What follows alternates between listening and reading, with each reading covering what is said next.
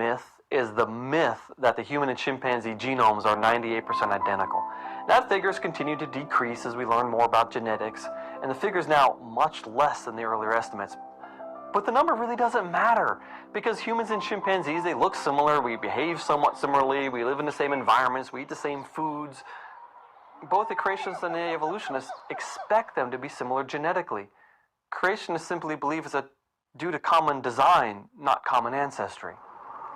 Yet, when you consider humans only, it is staggering how similar we all are one to another. And if you exclude recent mutations like sickle cell anemia or hereditary blindness, all those bad things, it would be possible to put all the world's human diversity into a single original human couple. But there's a problem, and it doesn't matter if you're looking at the human genome or the chimpanzee genome or any other genome. And the problem is that the information is degrading and mutations are building up in populations over time.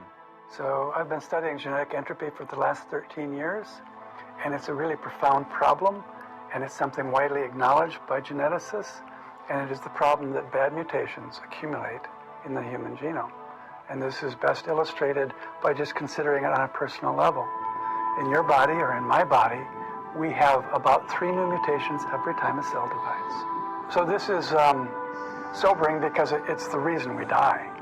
And so the reason that we get old and all of our systems start to break down is because of this mutational process and the accumulation of bad mutations in our genome. It's why there's an upper lifespan.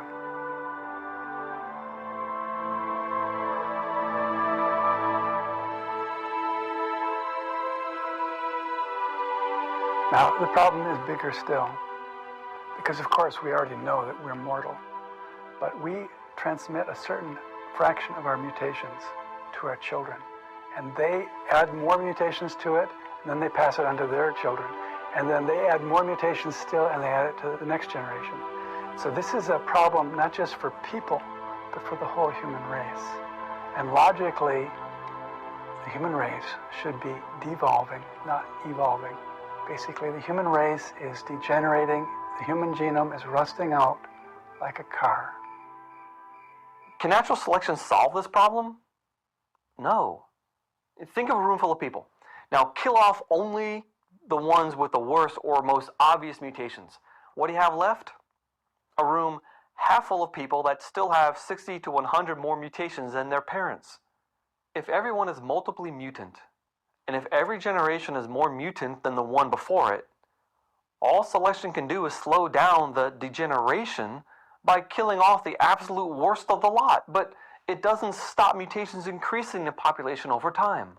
So genetic entropy is profound.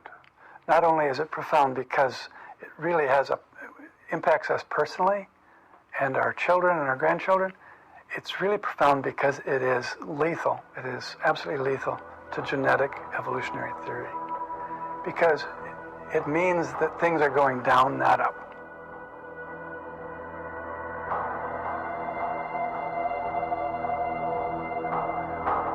All modern scientific evidence points to the decay and destruction of an original good design. If you like, good information getting worse.